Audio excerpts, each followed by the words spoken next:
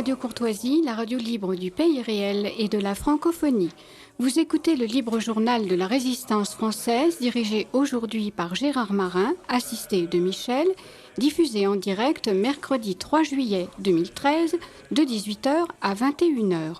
Il sera diffusé en différé jeudi 4 juillet, dans la nuit de 2h à 5h, dans la matinée de 7h30 à 10h30, puis à la demande sur le site internet de Radio Courtoisie. Ce libre journal est réalisé par Franck.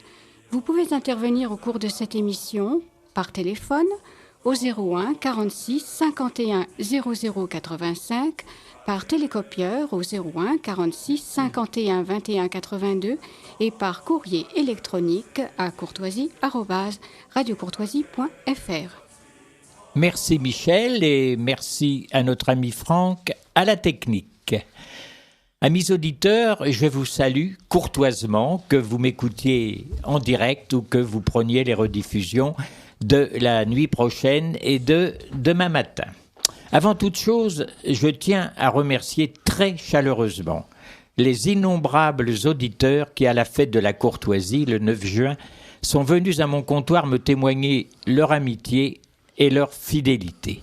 Leurs éloges, bien excessifs, leurs paroles d'encouragement et de réconfort m'ont fait chaud au cœur et renforcé ma volonté de continuer le combat. Tous ces passionnés, ces inconditionnels de Radio Courtoisie ont eu des échanges des plus fructueux avec moi et avec mes invités, heureux de dédicacer par dizaines leurs livres de réinformation à tant d'amis de la famille nationale. Avant de vous présenter les intervenants et les sujets de ce jour à mes auditeurs, je tiens à dédier ce libre journal de la Résistance française au jeune Nicolas Bernard Busse, scandaleusement victime de la justice politique de la passionnariat Taubira. Rappelons que ce résistant non violent de la Manif pour tous s'est vu infliger 4 mois de prison, dont 2 fermes pour son opposition militante à l'infamie du mariage homosexuel, alors que les casseurs du Trocadéro et les détrousseurs des voyageurs d'un train de banlieue ont été relaxés sans la moindre condamnation. Aujourd'hui en France, la diversité, avec des gros guillemets, est un privilège et une opinion politiquement incorrecte, un délit. Drôle de république. Donc, j'ai le plaisir de recevoir aujourd'hui M.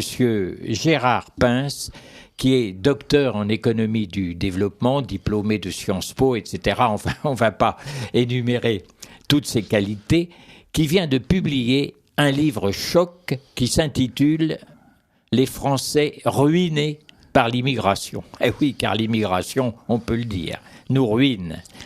Ensuite, j'aurai au téléphone Gérald Pichon, qui a édité un petit livre aussi très très percutant sur le racisme anti-blanc qui reste tabou. Alors, avons-nous en ligne Monsieur Gérald Pichon ? Je suis là, bonsoir.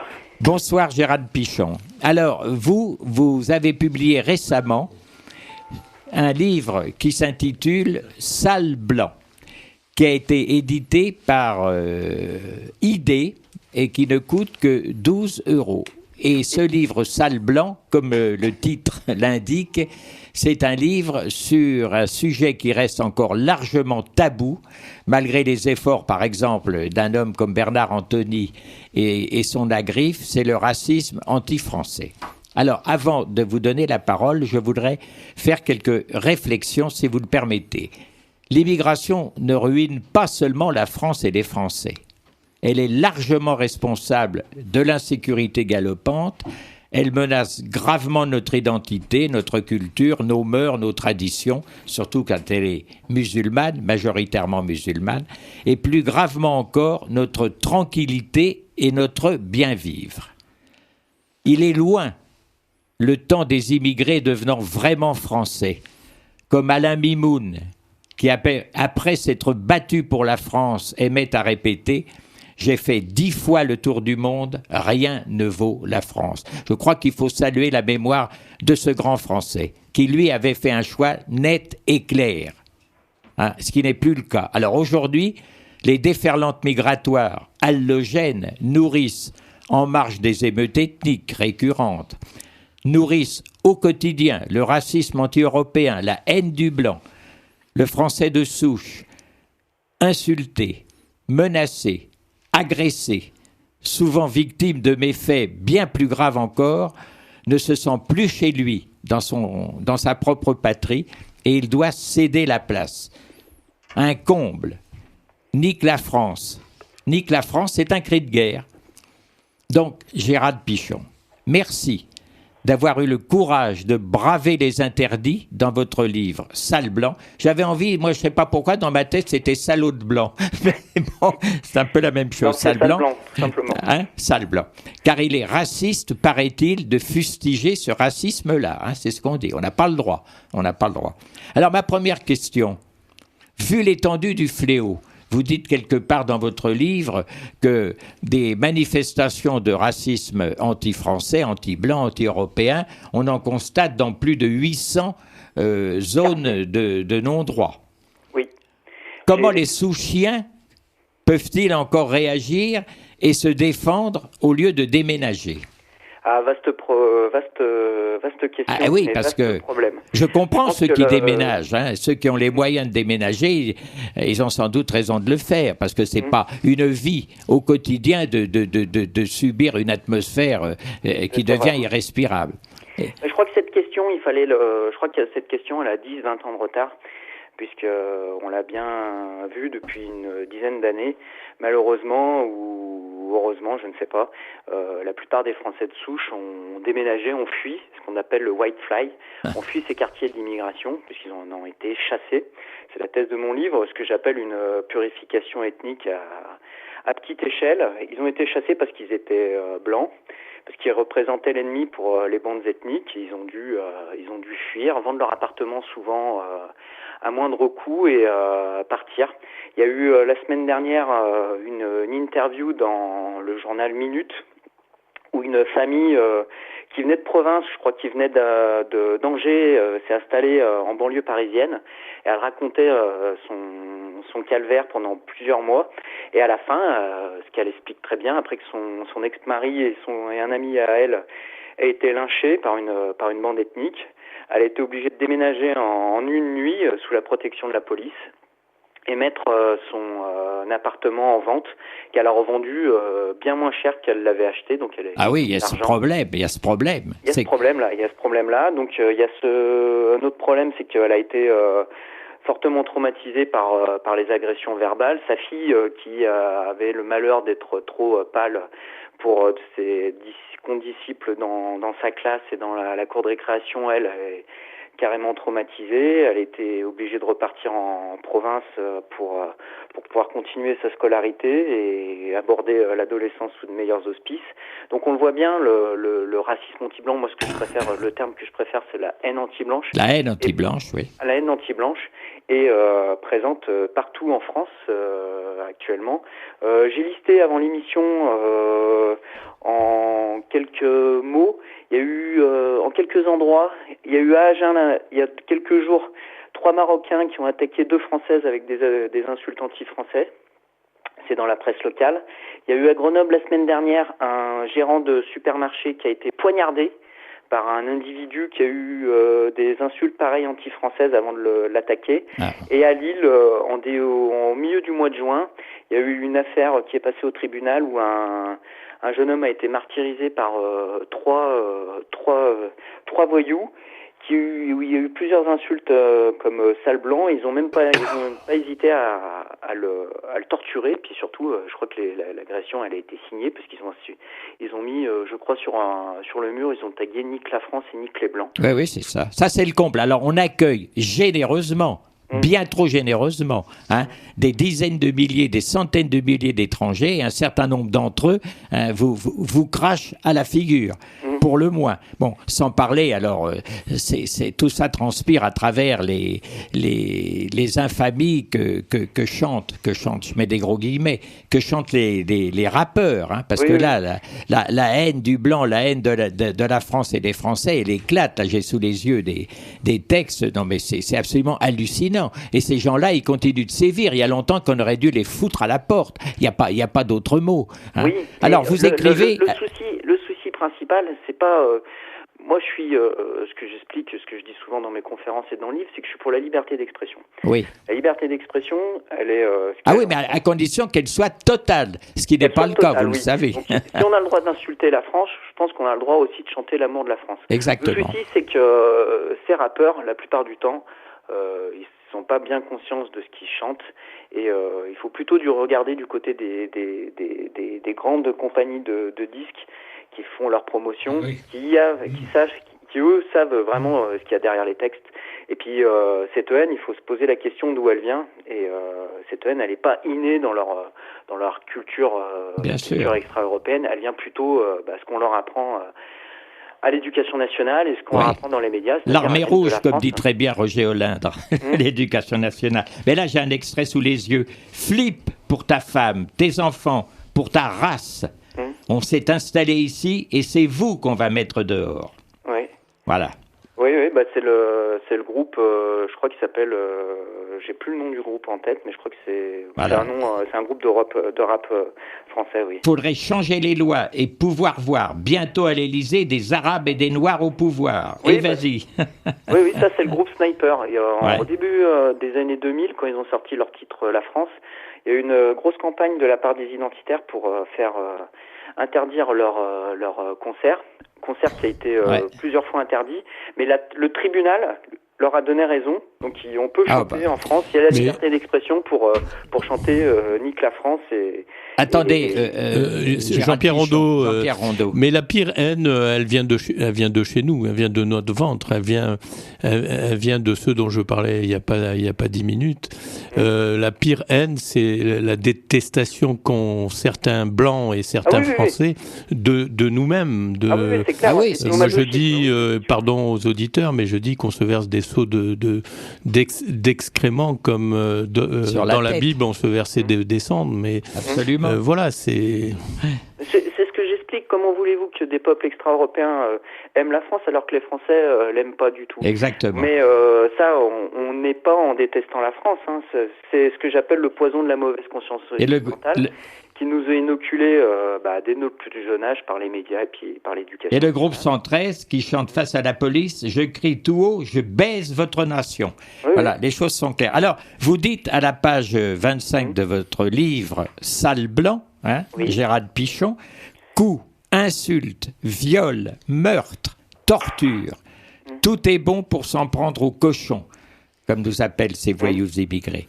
Pour comprendre l'ampleur de ce phénomène, il faut savoir que cette haine du Gaulois est présente partout en France, selon la DCRG, et plus particulièrement, je l'ai dit tout à l'heure, dans 800 quartiers répartis sur tout le territoire national, soit 1 800 000 personnes, où il existe au su et au vu de tous un racisme anti-français.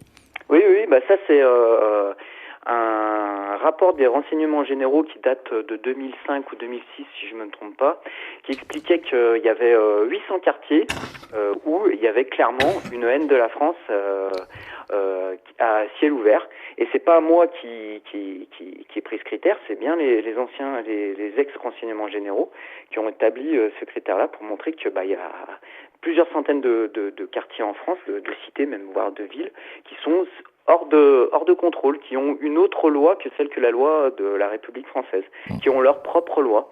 Et vous analysez bien, à la page 21 de ce petit livre par le volume, mais c'est un livre extrêmement dense et chargé d'informations, vous écrivez « Le blanc ne saurait être autre chose que le coupable collectif et éternel de l'esclavage, de la colonisation, des massacres, etc., mais aussi et surtout de toutes les tracasseries du quotidien que rencontrent les allogènes, comme l'accès au logement, à l'emploi ou le contrôle des tickets dans un bus. Ben oui, ils supportent rien. Moi, je me souviens très bien, quand j'habitais à Belleville, je voyais tous les jours des dizaines et des dizaines de Noirs et d'Arabes qui sautaient par les barrières du métro et je disais, moi j'en ai assez de payer pour ceux qui ne payent pas, et je me faisais traiter de raciste et de sale français. Voilà. Oui. C'est incroyable.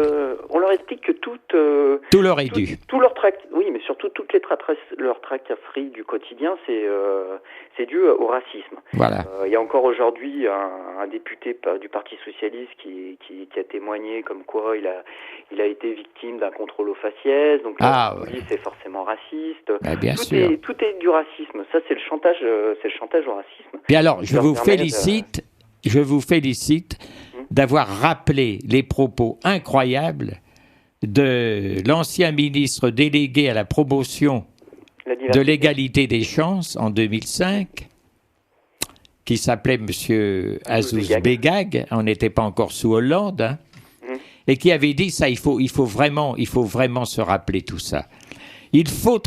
J'ouvre les guillemets, il faut traverser le périphérique, aller chez les indigènes là-bas, les descendants de Vercingétorix. Il faut casser les portes. Et si elles ne veulent pas s'ouvrir, il faut y aller au forceps. Partout où la diversité n'existe pas, soit d'être une invasion de criquets, dans les concours de la fonction publique, dans la police nationale, partout, de manière à ce qu'on ne puisse pas revenir en arrière.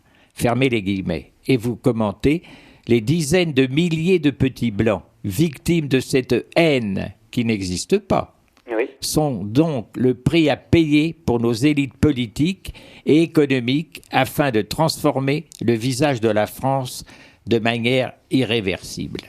Ça, c'est le fond du problème. D'ailleurs, on voit bien, maintenant, il y a changement de population, il y a substitution de population, et ça commence, si j'ose dire, à porter ses fruits vénéneux parce qu'il a été établi que notre président Normal Ier a été élu grâce aux voix notamment des immigrés musulmans. Voilà. Voilà où nous en sommes. Les statistiques sont claires. Je crois que 95% des musulmans ont voté pour François Hollande, et je crois que 90% des Maghrébins ont voté aussi pour François Hollande. Oui, c'est la première fois qu'un président est élu par les voix des extra-européens, et puis du fait du grand remplacement de Renaud Camus, du fait du grand remplacement, au niveau politique, nos chers amis politiciens vont s'adapter et puis vont bientôt avoir un double discours, c'est-à-dire un double discours et pour les Français de souche et puis pour les extra-européens, puisqu'ils vont devenir prépondérants. Je pense que les électeurs de Chirac étaient dans les mêmes proportions. Excusez-moi. Oui. Peut-être dans les mêmes proportions, mais ils n'étaient pas le même nombre encore. Il y a une dizaine d'années. Ça progresse, Je crois que maintenant... ça a progressé grâce à M. Chirac et à M. Sarkozy aussi. Oui, M. Sarkozy. Alors, à propos de l'islamisation de la France, vous avez raison de noter que un certain nombre de Blancs qui habitent encore dans les banlieues se convertissent à l'islam pour avoir la paix. Oui, voilà. Oui. Parce que les Gaulois sont considérés comme des filles faciles et subissent un véritable racisme. Ça, il y a aussi ça. Alors, votre livre, il est très bien. Il est découpé en petits chapitres faciles à lire. J'en cite 3 ou 4. Le silence des médias et des politiques face au racisme anti-blanc. Oui, ça alors, c'est le grand silence. Un autre chapitre, la légitimation commerciale de la violence contre les Blancs. Vous analysez ça avec beaucoup de pertinence et de précision. Et puis alors, là, c'est un sujet particulièrement pointu, c'est l'apartheid scolaire. Vous dites apartheid scolaire, mais pour qui? Oui. Eh comme je montre dans mon livre, c'est qu'il y a une terreur des professeurs vis-à-vis des minorités, mais on ne peut même plus parler de minorités, vis-à-vis des populations extra-européennes, qui les emmènent à surnoter les extra-européens par peur d'être traités tout simplement de racistes et par peur aussi de la violence physique, et ça on n'en parle jamais. On nous explique toujours qu'ils sont victimes d'un apartheid scolaire, qu'ils auraient moins de droits, moins de moyens dans les lycées, dans les collèges, Ce que je montre dans mon livre, c'est que c'est faux, c'est qu'on laisse passer des personnes qui ne mériteraient pas de passer en classe supérieure. Absolument. Du fait de leur couleur de peau. Et vous avez raison d'insister en disant cette forme particulière de haine raciale existe bel et bien, mais aux yeux de ses détracteurs, affirmer en être victime est une erreur. C'est refuser le sacro-saint vivre ensemble, ça c'est la litanie à la mode, le vivre ensemble, avec des gens qui vous crachent à la figure, érigé en valeur suprême de la société multiculturelle. À l'heure où de grossières et opportunistes tentatives de récupération politicienne se font entendre, votre livre, Sale Blanc, vient témoigner, chiffres à l'appui, et rendre compte d'une réalité méconnue et volontairement dissimulée par les gouvernements de droite comme de gauche. Ça, c'est la vérité. Eh bien, j'invite nos auditeurs à lire votre livre, cher Gérald Pichon, qui est un livre courageux et qui est un livre nécessaire, je dirais même un livre indispensable.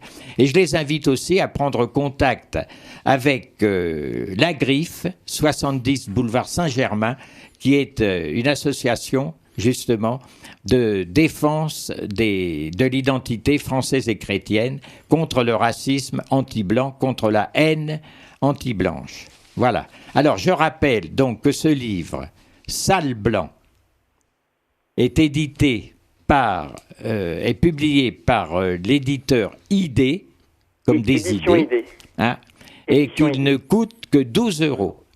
Et pour 12 €, eh bien, on apprend énormément de choses qui font très, très, très mal au cœur. Et j'espère que c'est un ouvrage, comme celui d'ailleurs de M. Gérard Pince, qui incitera les Français à se réveiller. Comme disait Dominique Vénère, il faut réveiller les consciences assoupies. Eh bien, vous participez à ce grand travail de résistance et d'information pour réveiller les consciences assoupies. Merci Gérald Pichon. Merci.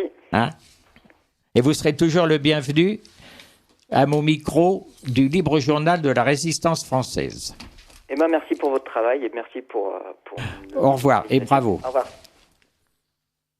Bien, cher Michel.